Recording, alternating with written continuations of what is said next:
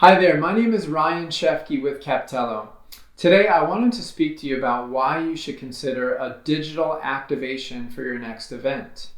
Well, first and foremost, it's a much lower investment when you're choosing a digital activation versus another form of activation, such as a big piece of equipment or something that might be more physical, if you will. You have to deal with manufacturing, you have to deal with shipping.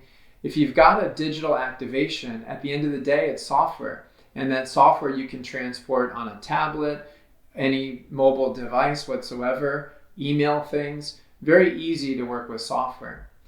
The second reason is that it might be difficult to build in lead capture into a more physical activation. You might have to have a separate kiosk or something like that, or really think ahead in terms of building in that lead capture. You don't want to just make it all fun and games, because at the end of the day, your main goal might be to capture that lead. Well, when you're choosing a digital activation, you have built-in universal lead capture that consistently takes that data and has it flow into your CRM along with your universal lead capture app for lead retrieval on mobile devices for all your staff member across your entire event experience.